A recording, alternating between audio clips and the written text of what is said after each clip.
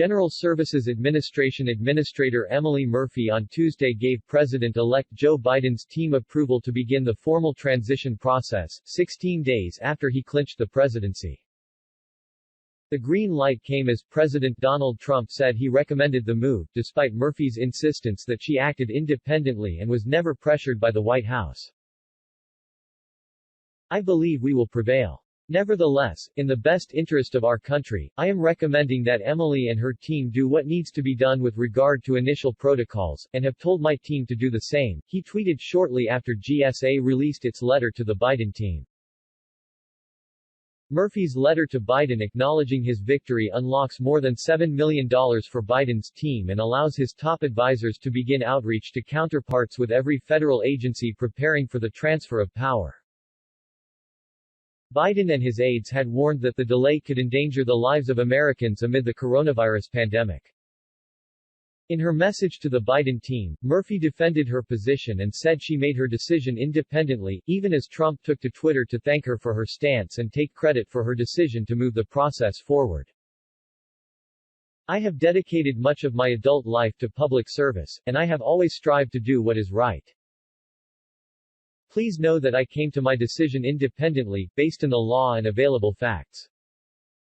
I was never directly or indirectly pressured by any executive branch official, including those who work at the White House or GSA, with regard to the substance or timing of my decision," she said in the letter to Biden. Murphy was under pressure from Democrats on Capitol Hill, business associations and state and local government leaders to recognize the results of the election and allow Biden's team to begin meeting with counterparts inside the federal government and access additional resources to facilitate the transfer of power.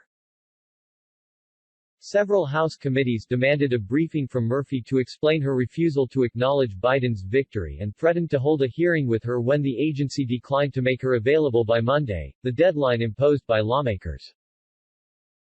With the GSA's official sign-off, Biden and his team can begin accessing classified information, including the Presidential Daily Brief, said Dennis McDonough, President Barack Obama's last chief of staff who participated in the Obama-Trump transition. "It's surely consistent with the spirit and the tradition and the practice of transitions, to make sure that the incoming team is fully briefed on a range of things they're going to confront," he told ABC News ahead of the GSA's announcement Monday afternoon. While Biden's transition team has been in contact with congressional committees and Democratic leaders about government funding negotiations, and key governors, mayors and vaccine producers on the coronavirus response, there's no substitute for insight into the government from agency officials, he added. "Best available is the way this has been done in transitions over many decades," said McDonough, who is leading a study of the transition at the University of Notre Dame.